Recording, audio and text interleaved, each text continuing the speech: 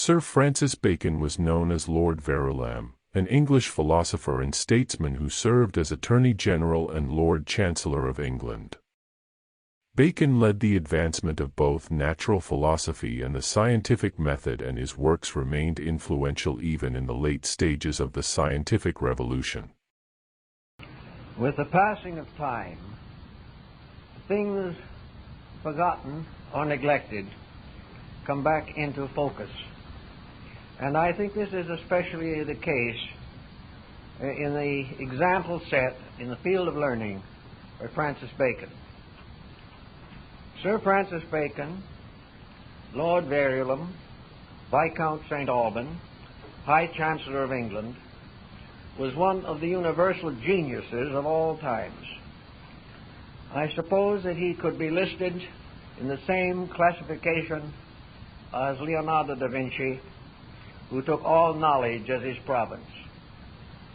Bacon's position in learning is unique, for in his personality and in his skills, he made possible within his own nature to achieve a unification of knowledge, which is very seldom to be found in any one personality. Bacon's areas of skills included, first of all, the legal profession. In this, he went to the highest possible office, next only to the king in power. As High Chancellor and as legislator, he was the outstanding genius of his time. Scarcely less important were his advancements in learning. He was probably the father of modern science, and his entire approach toward knowledge was highly scientific. He recognized the fallacies in the academic traditions of his time and laid the foundation for what we call the inductive system of reasoning. Under inductive reasoning, science rose from a pitiful background to one of the most powerful positions in the world today. Scarcely less important were his contributions in philosophy. He was a philosopher of great parts, a person whose intellectual skills enabled him to integrate most of the great philosophical systems that had preceded him. He was not only a powerful Western thinker, but in a large number of his specialized philosophical researches, he seems to have instinctively fallen into a considerable part of Buddhist philosophy, although he probably did not know it. Next in importance, of course, was his literary output. He was a writer of extraordinary genius. His essays, written when he was a young man, are still considered to be one of the perfect examples of English literature. He had an immense vocabulary and a wonderful power of turning well-meditated and well-considered thoughts. In his field of literature, he was a poet. He also transcribed and poetized a number of the Psalms of David. It is believed, on pretty fair foundation, that he was also the final editor of the King James Version of the Bible. In addition to these numerous and highly diversified accomplishments on the intellectual and material levels, he was a devoutly religious man. His prayers, the attorney's prayer, the student's prayer, are simple, humble, and magnificent expressions of an indwelling expression of the presence of the divine in his own daily life. His secretary and chaplain, Dr. Raleigh, said of him, "If ever the light of God descended upon any man in this century, it was upon his lordship. For although he was a great reader of books, his knowledge came not from books, but from some deep hidden source within himself." Now, we kind of think of this as an extraordinary combination. But this combination should, unfortunately, not be overlooked in estimating his attainments. He was probably one of the best qualified persons to approach the problems of daily life. As a scientist, he had these basic abilities, skills, and procedures. As a scientist, he created the modern scientific method.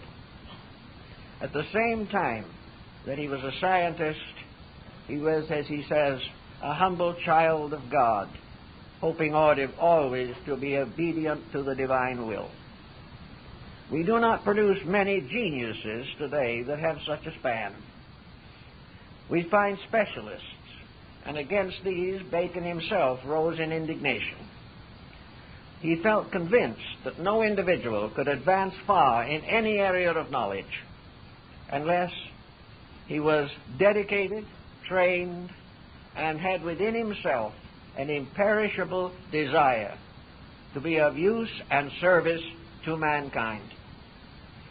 All of these make his writings and his philosophy very important. A very brilliant English writer said, "Quote me a sentence from any of his books, and I will tell you who wrote it." This was the peculiar uniqueness of his ability. The principal writings of Bacon that have descended to us, he never completed his great concept, but his most important writings are the Novum Organum, the New Organ of the Mind, and De Augmenta Scientiorum, the Advancement of Learning. In his spare time, he apparently produced some shorter works, and our subject this morning deals with one of these light or slight procedures or productions of his Lordship's meditation, The Wisdom of the Ancients. This little book, which has only less than 100 pages, is not really a work in itself. It is a combination or a culling from his more important writings of analogies and allegories which he regarded as archetypal. Bacon's Wisdom of the Ancients is of great interest to modern dream analysts, those studying symbols, those concerned with meditations, those seeking to transcend the commonplace in the investigation of nature. Bacon was not addicted primarily to ancient learning. He doubted many parts of it. But he realized something which perhaps someday we must all discover, namely that ancient learning is archetypal.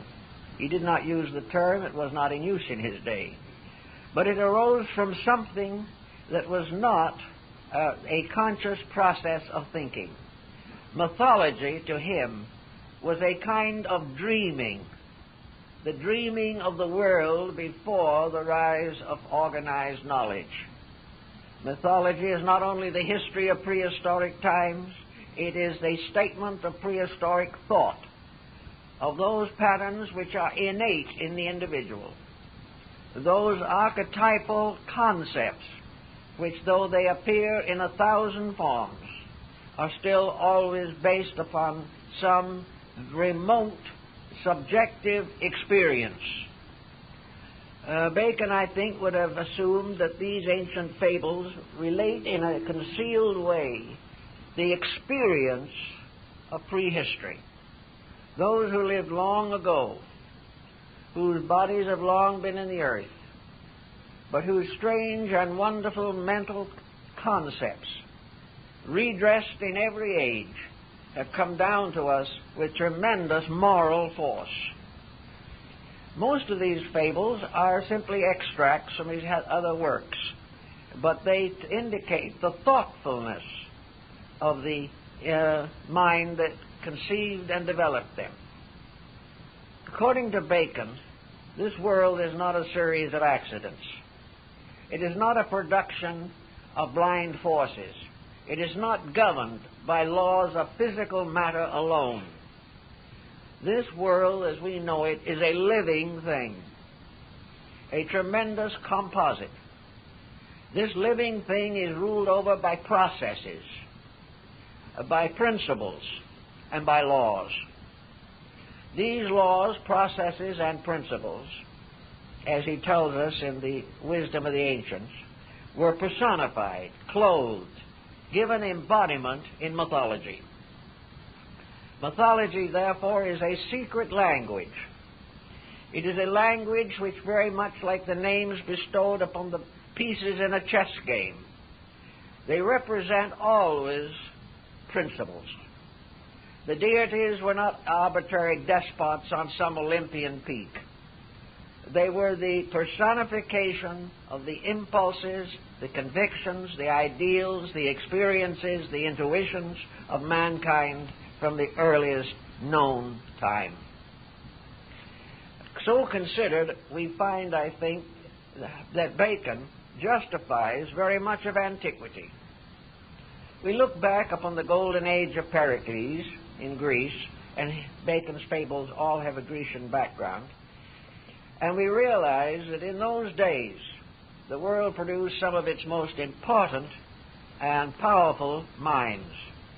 Pythagoras, who gave us essentially ancient science. Plato, the philosopher of his age and of his time. Orpheus, the great inspirer of religion among the Greeks. These persons and hundreds of others, Euclid, Demosthenes, Antisthenes, all the great minds of that time certainly did not believe that the gods were a group of despots sitting on the top of Mount Olympus. The bullfinch fables that have come down to us are simply the outer cover. Just as in every religion, we find parables, allegories, fables, to press home upon us certain truths that might otherwise not be easily recognized. Those today who are concerned with archetypal subjects, who also wish to test the depths of their own intuitions, would profit considerably by the study of Bacon's little volume on the wisdom of the ancients. I should point out, however, that it was written by a lawyer, by an individual whose career physically was very greatly involved in statesmanship. He was the Counselor of Kings. He was one of the most powerful men in the realm. And much of his interpretation naturally impels him towards the application of principles to the office which he himself held. On the other hand, there are some of these fables that have obviously nothing to do with politics or legislation or legality, but have to do with morality and ethics. And all of them, of course, deeply tinged by Bacon's conviction that a divine power was the source and guide of all existence. So we'll take a few odds and ends from among these fables, and probably most of you have read the children's versions of the Greek mythology. Therefore, you will be able to follow at least the general outline, and perhaps you might be inspired to give mythology a second look because of the very interesting things that are contained therein. Bacon mentions carefully that he only selected certain fables. He said that some were too obvious to require analysis.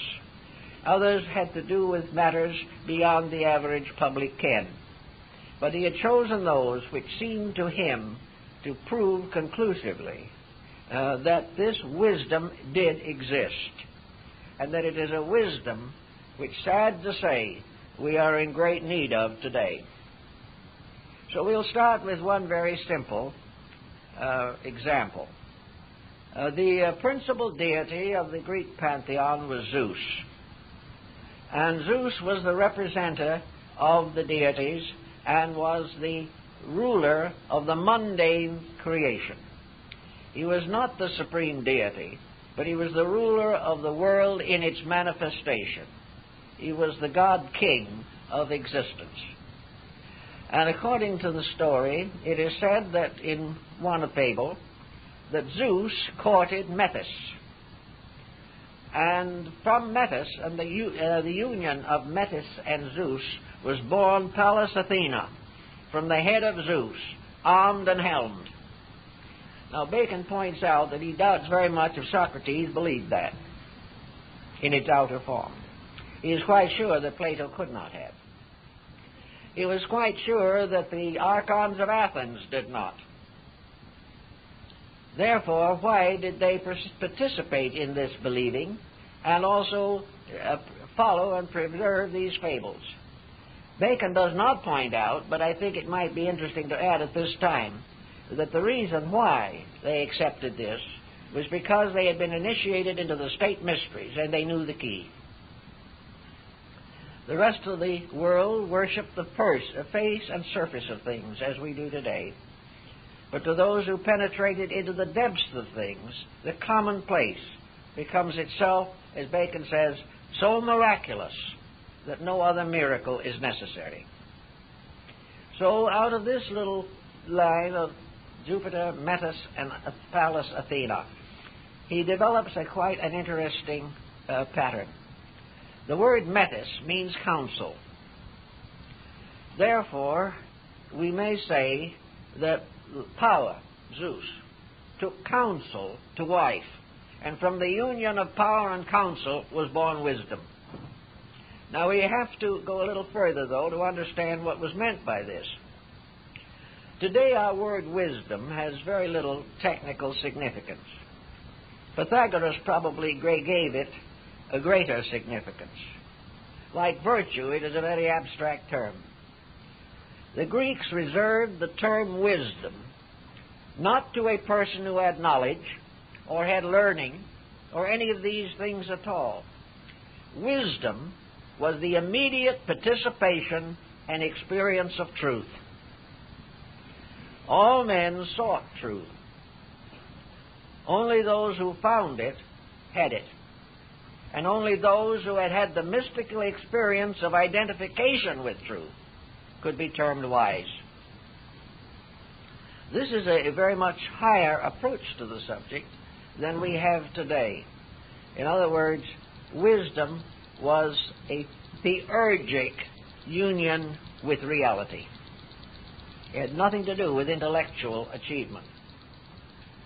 In the case of the sophists of Greece, it gradually fell into the interpretation of being professional educators.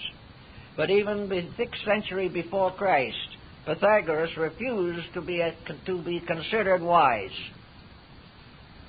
saying that only God is wise.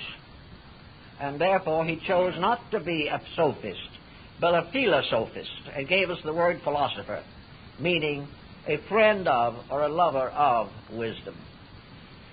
He never would accept the term of being wise. Now, in the case of Athena also, we have other interesting considerations. Metis, being counsel, gave Lord Bacon, that's the meaning of the word, gave Lord Bacon a concept of the importance of counsel in all procedures. That power must be governed by counsel. And out of counsel and power comes prudence. And out of prudence comes justice. All these things fit together in a series of concatenated, orderly procedures, finally ending in the production of Pallas Athena. Now, Pallas Athena herself is a remarkable figure. And first of all, she was the only virgin in Olympus. She never married. She had no love affairs. She lived entirely alone, indicating in itself that wisdom was not involved in any of the secondary procedures of life. Wisdom was complete and eternal in its own nature. It had no affiliation to anything. It was remote and unapproachable, except through the inner experience of the individual. It never compromised, and the suitors of Penelope were the compromisers that attempted to dilute truth. But she never would compromise. She never in any way allowed the absoluteness of her integrity to be damaged. Therefore, she became the patron deity of the city of Athens, and has descended to us as that form of integrity which cannot be corrupted. Now, this integrity is in the individual, or it is in the world, or it is in the divine plan of things. Therefore, we consider, as Bacon does, that Athena represents the inevitable victory of wisdom. Wisdom superior to all compromise, all reformation, all change. And to Bacon, this supreme wisdom was eternally and forever the same. Wisdom does not grow. It is born full grown.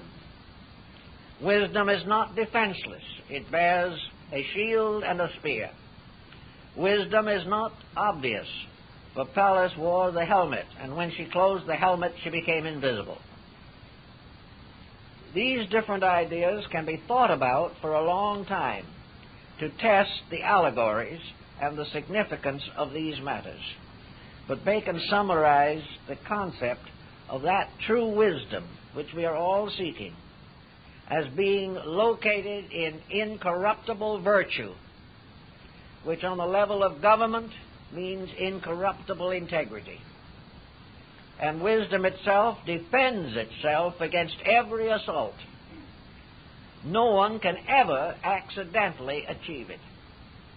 No one can ever force the gates of wisdom. No one can take over this eternal quality. Now, wisdom of its own nature, being a principle incorruptible, the relationship of knowledge and learning to wisdom, this relationship becomes important.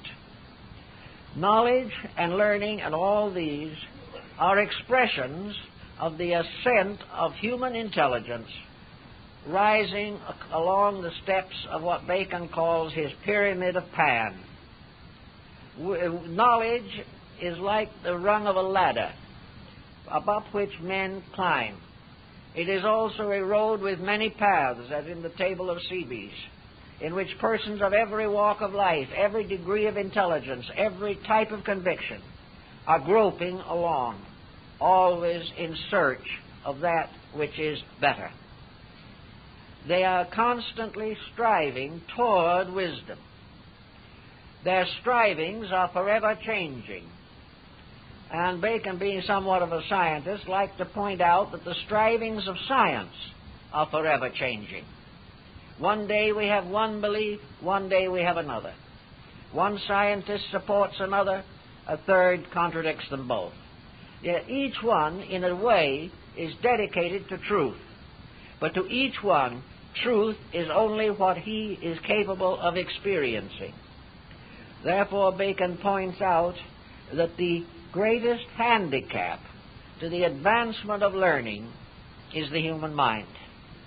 Now here he comes very close to Buddha. He points out that as long as the individual is in captivity to the tyranny of mind, mind will hold him to the conditions with which he is familiar. The biologist will continue to grope along the lines of biology, the physicist along the lines of physics. The astronomer will continue to build larger lenses with which to view the heavens. But all these are not going to end directly in wisdom. Man will discover wisdom by the experience of his own errors. Little by little, he will come to discard that which is not true. It takes a long time. But one by one, his errors defeat him. One by one, his mistakes confuse him. One by one, his false believings fail him in emergency. Until finally he is stripped of everything that he thought would be able to support him. He is stripped of all his material assets. He is stripped of his concepts of government. He is stripped of everything that he has believed to be adequate. Not because he is told to turn from them, but because they have failed him. And so finally he comes into the gradual realization of the universal plan that underlies everything. And finally, if he reaches the apex of all his seeking, he will come to that mysterious inscrutability, that power which alone is capable of causing all things and maintaining all things. For the search for knowledge ends in the achievement of the consciousness of the divine. This has a message even for us in our modern world, a message that we need every day because we are still groping. And in this particular crisis, we are groping as never before. We are experimenting with things that we trust and believe. We are following the dictates of traditions which are insecure, but we have not conditioned and regenerated our own inner lives. Therefore, we are incapable of being wise. And wisdom is not merely the piling up of knowledge. Wisdom is the sorting out of error. And it's only in this way that we can gain the end we seek. Now, another one of the fables that Bacon makes a great point of is the story of Pan. Pan was a nature deity of the very ancient Greeks. He was represented as a creature, the upper part of his body being human and the lower part the body of a goat. He had horns, and he had a bushy body, and he had a pan-like or animal-like face of a ram. He also carried with him, wherever he went, a flute, or a kind of pipes consisting of 7 tubes, on which he played the music of nature. Bacon, explaining the mystery of Pan, tells us several interesting things.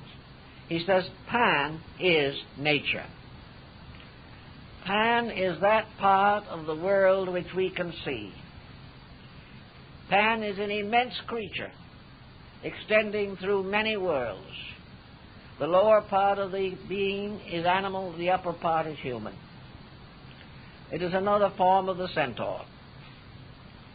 It represents the natural diffusion of things, the flowers, the meadows, the ancient ways, the trees, the birds. And the pipes of Pan represent, in a sense, the melody and harmony of natural law. Bacon was convinced that natural law is the highest form of legislation, that there is no law man can create that equals its importance. Also, that no individual, no matter how wise, no matter how skilled, no matter how scientifically trained, can break a law of nature and survive. Therefore, he points out that man, instead of trying to protect himself against nature or exploit it, should have learned to understand it and obey it and love it, because it is the hope of his own survival. Bacon was very definite in his realization that man is constantly exploiting and perverting the natural resources of life around him. He regards himself as born to manage, to govern, to administer the world. And Bacon is not so certain but that this might potentially be true. But he definitely points out that the human being is approaching the matter in the wrong way. That this nature God is not to be denied. That Pan, although we don't see anything that looks like him in the world, is a very real being. Not because it's an image, not because it's a creature that might have been extinct long ago, or a mythological animal like the dragon that may or may not ever have existed, but because Pan is a being. Nature is a being. Nature is not simply earth and dirt. Nature is not simply stars and comets. Nature is a being having within itself one of the most priceless powers that man can possibly understand, natural intelligence. Therefore, the natural intelligence of man made him superintendent over the natural intelligence of his world. But man has departed from this. He has substituted sophistication for natural intelligence. And in so doing, he has brought about a conflict between personal desire and natural law. Now, the tendency will be always to assume that man will ultimately attain a victory over nature. But according to the Baconian interpretation of the idea, the only victory that man can ever attain over nature is to form a constructive partnership with it. He can never change one of its rules. He can never justify a fault of his own that is contrary to natural good. He can never destroy the harmony of nature without destroying himself. And the harmony of nature is the pipes of Pan. And he hides in the reeds by the river and plays his pipes. And in the playing of these pipes, he produces the melody of life. And the melody of life is in color, in form, and number. It is the perfect coordination of all of the beauties and processes of nature. And all of nature's processes, whether we understand them or not, are intrinsically beautiful. But man, arming himself against nature, has caused those things in which he disagrees with nature to appear wrong. It is the perspective, it is the point of view, it is the individual's own wrong relationship with life that produces the conflicts which we see around us every day.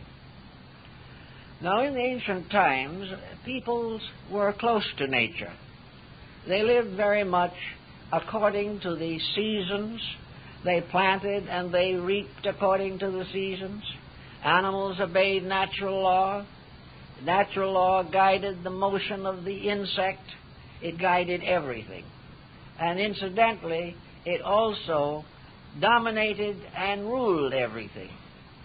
So that where man has not interfered with nature, nature has seldom worked a hardship on him. But nature, it demands the fact that while man's higher life rises above the empire of Pan, for his inner life is not part of material nature. His outer life is part of material nature. His outer life is part of the body of the goat. His inner life is the human head that rises from it. Therefore, to paraphrase a biblical concept, it is the duty of every human being to render unto Caesar, that is nature, the things that belong to Caesar, and unto God, the higher nature, those things that belong to God. Now, Pan was never in conflict with God, essentially. They had a few misunderstandings, but they were ironed out in the course of time. The real problem was that Pan demanded the right to fulfill the destiny for which he was created. And it is also made note in one of the fables, as Bacon points out, that Pan had no children, no successor. He was alone. Nothing followed him. He gave birth to nothing because he already was the full, complete structure of the natural world.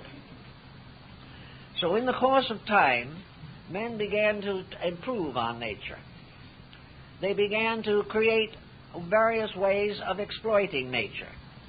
Now, while these ways were natural and were not affected by dishonorable means, nature was abundant. But man developed a peculiar ability to commercialize nature. He changed the bounty of God into things to be bought and sold. He put fences around little squares on the body of Pan. And as these fences began to come higher, as Solon points out, the mortgage stones appeared on the land when men had to borrow money to pay their bills, until finally the land was so covered with mortgage stones that you could no longer plant in it. Also, in the same general type of human mistake, the individual began to fight for other people's little piece of that land. and the harmony of nature was destroyed by the stupidity of human beings. Now, Pan was unhappy about all this. So Pan simply enforced his rules. He did not have to make any aggressive judgment in the matter. He did not go out and pick anybody to punish. He simply pointed out in his own experience, as man themselves learned, that there were ways of doing things that were right. And that finally, learning, as we call it in the material world, was the ability to come to understand natural law. That the individual was learned who not only knew the law, but knew enough to keep it. All other forms of learning which are intended to escape or violate law are chimera. They are monstrosities, demons born out of illegal matings. So Pan went along very well through classical times, and gradually there rose the first great conquering power, Rome. And Rome was the first great colonizer.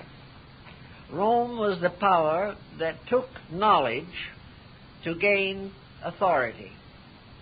It trained its statesmen as conquerors. It trained the Roman to put Rome first. And before the situation was over, they even trained them to worship the Caesars as divine beings. Gradually, an expansion and exploitation program started. Man departed from the ways of life. And it is said that the last oracle of Delphi, where they all went to seek guidance, the last cry of the oracle was, "Great Pan is dead." The reason for this oracle was that man had exiled the God of nature, had cast him out, had gained the concept or conviction in his own self-righteousness that he was the one who was going to rule the world. And although he outlawed these other powers, he really had not the power to change one single truth of life. In more recent times, we have had a rise in atheism in the world, in which it is no longer cried out that great Pan is dead, but it is even affirmed that God never existed. But it makes no difference whatsoever in the great pageantry of life. The principles that they can recognize were first primary causes, and these causes never change. Those who live along can build cities, build empires, but they must always build according to the law, or that which they build will crumble, no matter how powerful they may become. Nature, though less heard, less listened to, is still supreme. And among the arts and sciences that were heavily influenced of this, of course, was medicine. And it was believed that Pan gave to the Asclepiads all the medicines of life and the flowers of the field. That man had given to him every cure necessary for his own illness. Whatever happened, nature had a remedy. But men, in their haste, overlooked this and began finding artificial ways. Instead of following natural law, they used medications to cover their disobediences. And nature went right on being what it always was. Nothing changes. The changelessness of the eternal. All superficial things change continuously. Every generation has its own rules. Every civilization has its own cultures. Every nation has its own heroes. But nature never changes. And that which governed the first man will govern the last. It is not that we are weak when we give up the struggle against nature. It merely means that we are beginning to have an inkling of what wisdom really is. So this is, I think, a very interesting and informative fable. It gives us a great many interesting and invaluable things to think about. Another fable that Bacon gave close attention to was the story of Prometheus. And Prometheus, he says, signifies providence. Now, of course, you know that in the story of Prometheus, he is said to have assisted in the formation of the human being, and finding him incomplete, took a bundle of reeds and raised himself to heaven and touched the chariot of Apollo. And where he touched the chariot, the reeds burst into flame. And Prometheus came back and brought fire to man. This is, of course, a very interesting fable, but it goes on beyond this point. Prometheus was, in a sense, the individual who was against the establishment.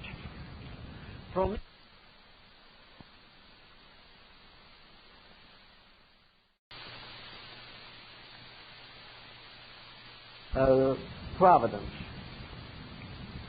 Providence, he says, is a more or less disobedient being, yet part of the plan of things.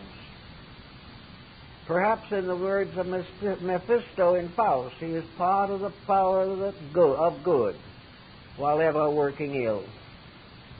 Prometheus represents individuality. It represents the gradual dawning of selfness within the individual. And this is an act of providence. Providence was the lightning flash that ensouled life. Now, what does providence also mean when we analyze it in this particular context? Providence tells us that the human being was intended for a purpose, that man was providentially created. There is no accident, no superficial incident, not that a fish crawled out of the water and walked away. It is nothing of this nature at all. Man was part of the plan. Providence had ordained him, and Providence became his leader and his guide.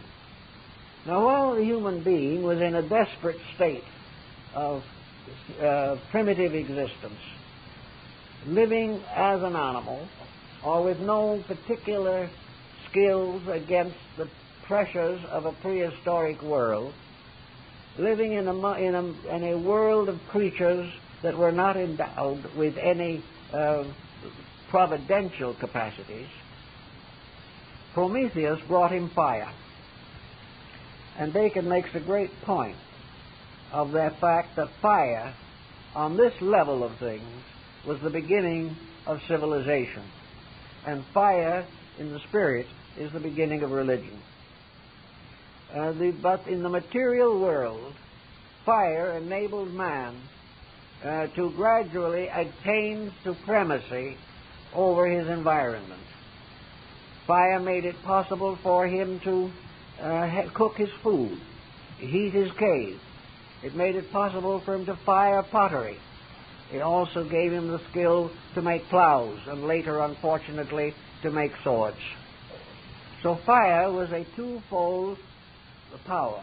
A power for good, which as light brought him out of darkness, and a power for evil, when as force it began to release the innate cupidities and ambitions locked within him.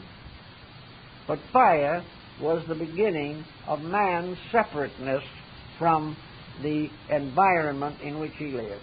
It was the beginning of that providential factor which brought him to the rulership or leadership of the species of the earth.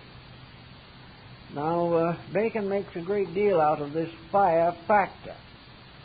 And he also goes on to show how fire, as serving all kinds of purposes, became in itself a mysterious deity. A deity which apparently is self-born. for the fire springs up. When it dies, it is dead, but it never dies as a principle. Every fire on the earth could be put out, and yet fire would come back. Fire became a kind of divine agent, a symbol of all the skills, all the powers, all the potentials possible to man. So in the development of this power, the inner nature of the human being gradually divided. And from the unity of his ignorance, he divided his internal into a duality of ignorance. He had two power factors at work. He could use fire to build. He could use fire to destroy. He could use it to make life better for everyone. He could also use it to destroy cities and worlds, and perhaps get around to the nuclear hypothesis, which of course was a little late for Bacon. But in any event, it became the most powerful factor in the world of man's experience. The human being, confronted with this, was confronted with the supreme opportunity and the supreme temptation. Fire enabled the individual to protect his kind. It also provided him with a means of exterminating his kind. And fire gradually developed into the symbol of what we might call fortune. It became the symbol of wealth, for wealth came out of fire. Even coinage was coined by heat.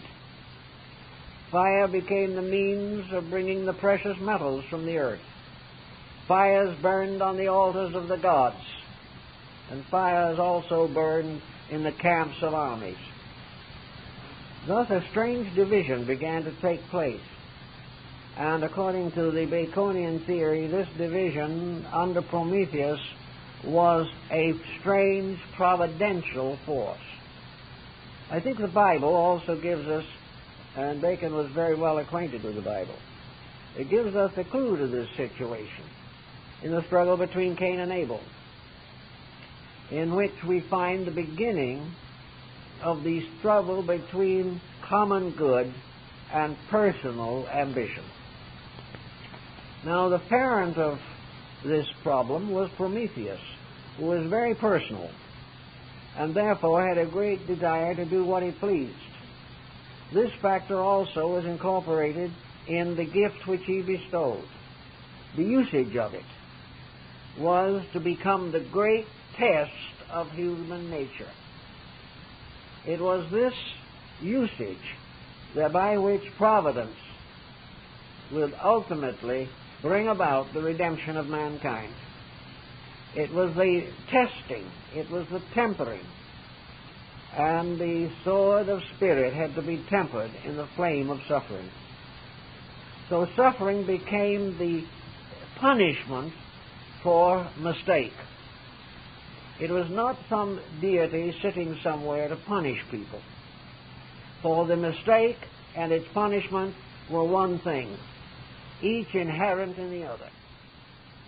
A reward for good is part of the good of which it is the reward. They are one simple substance, each producing its own kind, inevitably. So providence brought about this struggle for power. And out of this struggle comes another interesting mythological figure, and that is Fortuna, or fortune. Also sometimes represented by a figure called Fama, or fame. Now, fame is represented as a human figure standing on a sphere, in one hand holding a bridle, and in the other an urn. Therefore, Fortuna, or fame, is the measure of so-called greatness. As we know, the path of glory leads but to the grave. Fortune and fame are bridles which destroy the liberty of the individual, and in the other hand, fame holds the urn to hold the ashes of the ambitious dead. So fame also stands upon a sphere indicating absolute insecurity and instability. There is no safety in fortune or in fame, but inspired by the discovery of fire and the rising power of the individual to work his own will upon others, fame and fortune came into existence. And from these pressures we have not yet recovered. It represents a matter of lack of insight. Now, Bacon points out very definitely in his more important works, from which these fables are extracted, that the end of all education has to be the discovery of what is intended, that the only truth that is important is that which is concealed in the divine mind, that whatever was to be will be. This was one of the inscriptions on the tablets of Nebuchadnezzar, and it was partly attributed to Nebo, lord of the writing table in ancient Babylonia. That which has been will be. And it goes on to point out that every action has a reward natural to itself. And integrity and justice is not that the reaction shall be what we want. The real integrity is that the reaction is that which is necessary to universal good. So in the story of the struggle of Prometheus, we find providence, and we find many different factors moving man forward through a series of stages or steps in which he ascends this pyramid of Pan. We find him passing through all the stages that were involved when Prometheus, in a sense, put man together. Prometheus was among those who are said to have fashioned humanity.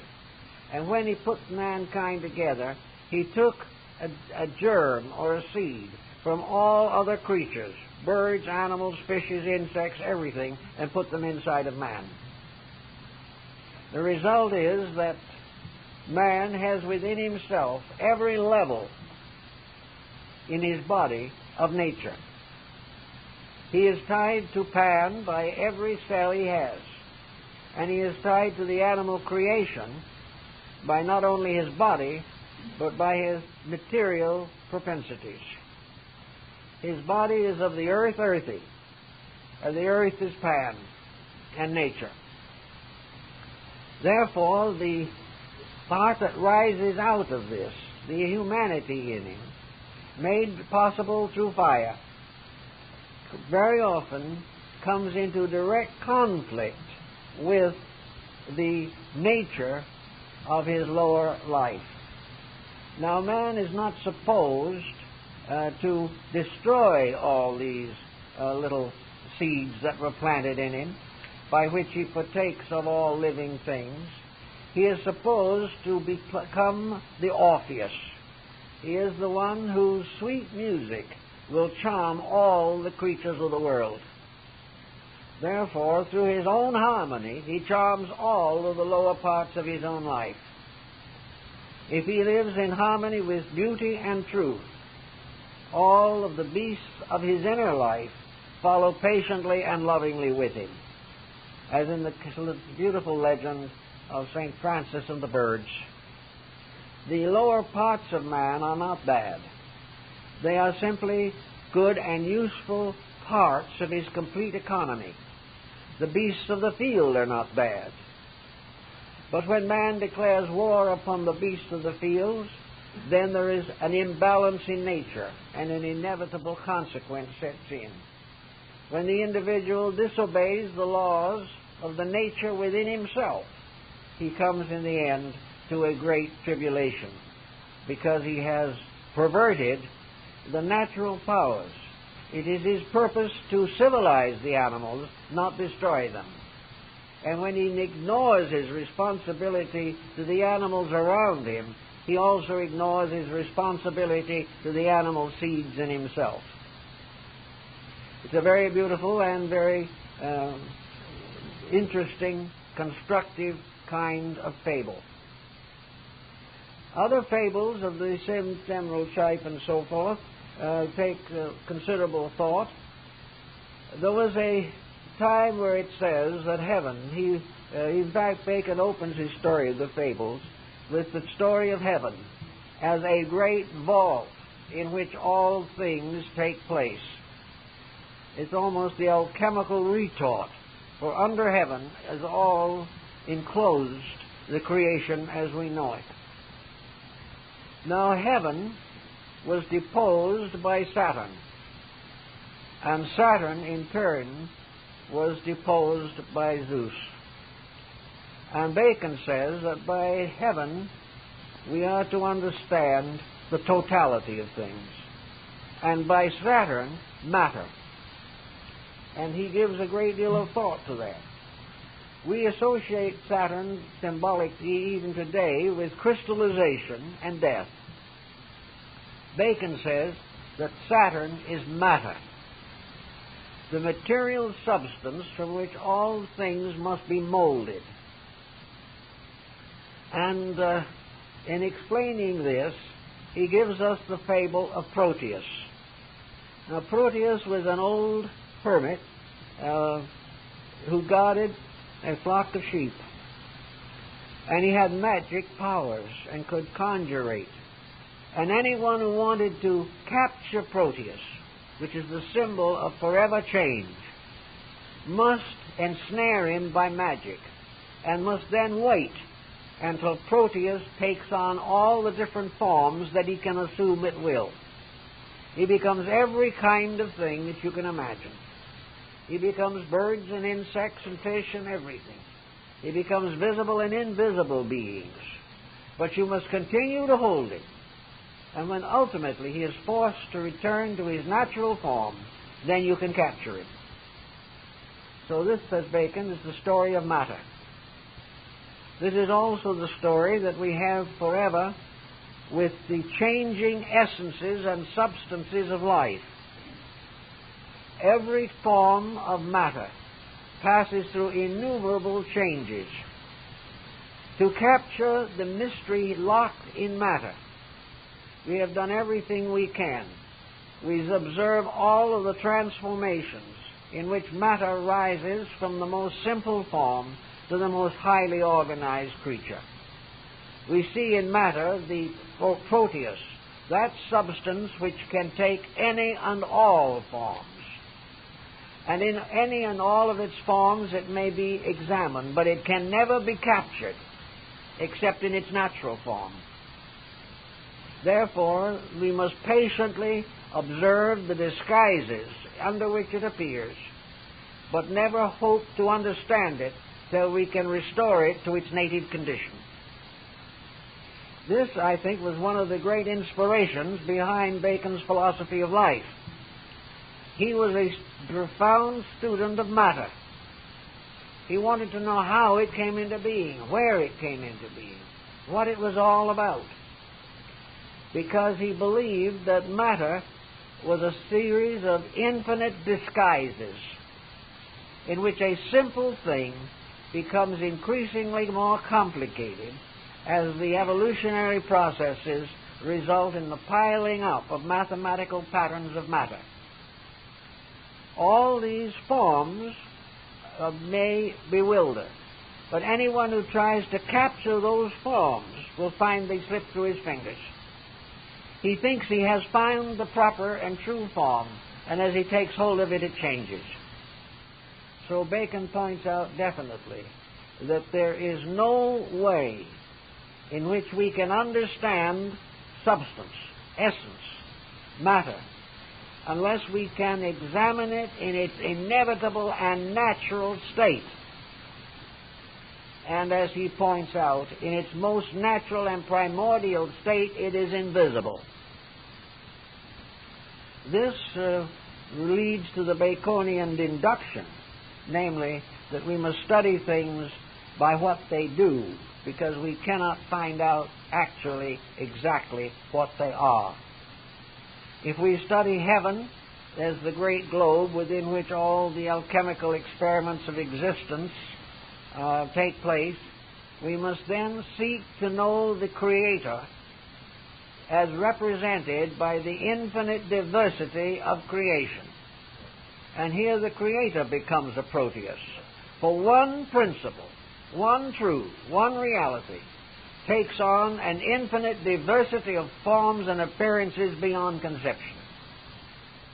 Yet somewhere, underneath all this infinite change and diversity, there is one simple fact.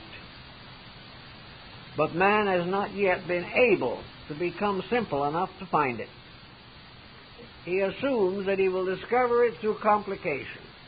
But Bacon points out that he must discover it by the reduction of complication, and not by the magnification or expansion of this same complicated principle.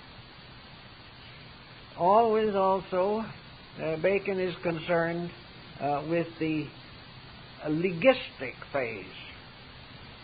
We have in his concept the idea of a government. He took a long, hard look at the government of Olympus, and he realized, obviously, that in its literal form, it could not be true. But if you took the 12 deities of Olympus and examined their attributes carefully and substituted their attribute quality for their name, you came out with a rather good legal system. You found that all of these beings and powers have a valid part in the administration of the world. That there is no doubt that underneath the network and webwork of myths, there is a legistic form. There is a structure which can be made applicable to almost any system of government. This is true because this government is stamped and sealed upon the individual. Olympus is within each of us. It is a representation of the type of government with which we administer the small nation of our own personalities. Now, many people can't understand how it happened that the Greeks, who were naturally rather thoughtful people, could get along with a god like Zeus, who was a philanderer of good parts, who was supposedly very temperamental, and who was bossed to death by a nagging wife. Now, how all this fits in together to form a divine being seems a little difficult. But Bacon tells us in one of his works, I seem to remember it, that the answer is very simple. All you have to do is look at yourself. There is something in you, the leader of yourself, which for most people is the mind. This mind is Zeus. And if you can find any more irresponsible leader than that, it'd be difficult to imagine. The mind always tells you to do whatever you want to do. It proves to you conclusively that your faults are virtues. It leads you into every type of complication. And if it wasn't for the mind's problems that it creates, you wouldn't need a lawyer to settle them. So if we use ourselves as an example, we see that the individual, in the management of that which he can manage, and the only thing we can hope to manage finally is ourselves, the individual is very delinquent in his managements. He does what he pleases. This is supposed to be the divine right of kings. They have a right to be tyrants. The individual forever feels that he has a right to be a tyrant, and most are to some degree. He also has the right to make and unmake rulers and powers. He has the right to declare war upon the drop of a hat. He has the right to make friends and declare enemies, the right to accumulate anything he wants and fight bitterly to prevent someone else from taking it away from him. He is constantly inconsistent in his attitudes and self-centered in the extreme. Therefore, you couldn't imagine a better world god than that. Remember, Zeus is not the great deity. Zeus is a sort of major domo. He is what the Greeks call the demiurgus, or the lesser deity who rules only over the temporal world. He is accountable to the divine as a good governor of the temporal world and its problems. In the individual, the mind is not actually the supreme power.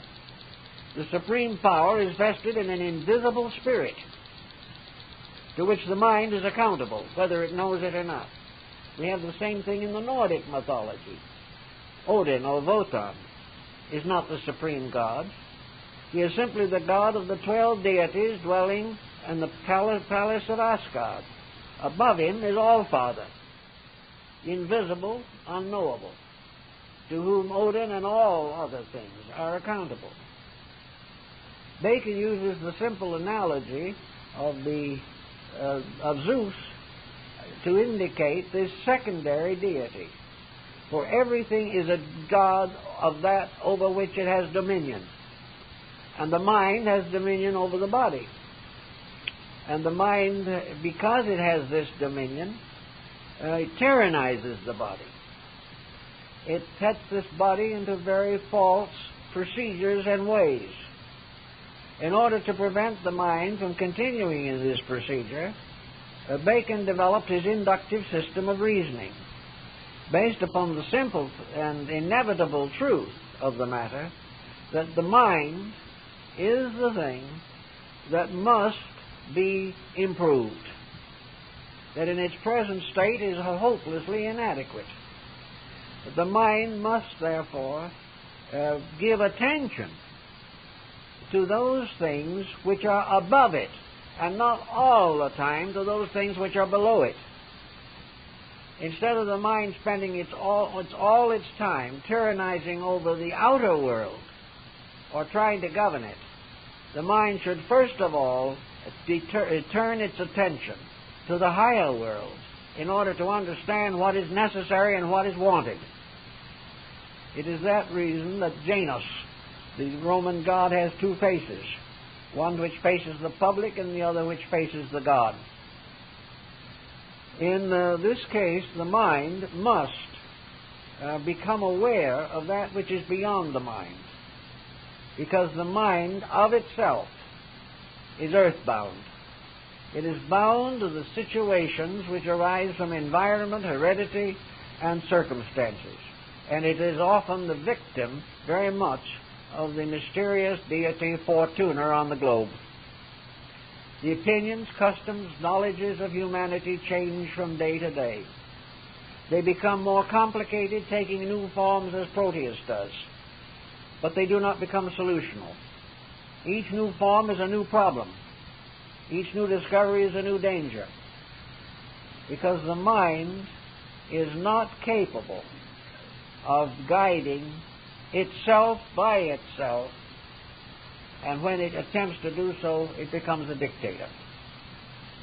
So in the Baconian system, the only answer to the world's problem is to find out what the world wants, needs, and must have according to providence, according to the great laws of things, according to the rules that are inflexible and unchangeable. Another interesting little fable that comes along in connection with this is the fable of Persephone. As Persephone, representing the human soul, is abducted by Pluto and taken into the underworld. Her mother, Ceres, the goddess of nature, descends to the underworld and tries to rescue her. And she is helped in this way by Pan, who is the first to point out where her daughter has actually been abducted. Mercury goes to save her, but cannot do so because she has already eaten part of a pomegranate, the symbol of generation. Therefore, the soul is captured in generation. Finally, however, the deities intercede, and Persephone is permitted to return to the upper world half of every year. Now, the meaning lying under this, it seems to be, of course, that the Ceres and Persephone were both agricultural deities. Therefore, the seasons of growth, summer and winter, become the two halves of the year. In these two halves, vegetation in the winter fails, and it is said that Persephone is locked in the underworld. In the spring, she is released and returns to the heavenly worlds above. But there is another interesting interpretation of this fable, namely that the soul descending into body is what makes body fruitful. And all the good and all the true life of man is vested in this soul power or soul quality. And when God breathed the breath of life into man and made him a living soul, this was the beginning of man's journey upward toward truth. And the soul, of course, Bacon always aligns to religion, assuming that the spiritual integrity in man is the direct manifestation of soul power, and that the soul abides in him a part of the time, and at death it departs, but at birth it is reborn. And the soul coming into embodiment is the perpetual guide and guardian of man's life. The legends go on in very many interesting ways. Now, for just a moment, supposing the gods had to take an oath, who would they swear by? Now, to Bacon, who was a lawyer and probably had a good many perjury cases, this comes to be a problem. It wouldn't be very possible to do as in one book that was written years ago, Heavenly Discourses, God swears by saying, by myself. But the Greeks didn't do it that way. The great oath of the gods was the oath to the river Styx. The river Styx was the stream that divides the world of the living from the world of the dead. It is forever flowing, never ends, and became in Greek mythology the symbol of the inevitable, the immutable and the unchangeable. That which is before gods or men. In other words, the complete mystery of life itself. It was that mysterious power from eternity, the ever-existing essence of life,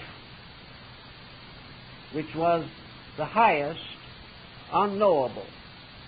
For all things that live, from the gods to the smallest atom, live because there is life. And this life, therefore, became the most sacred of all things.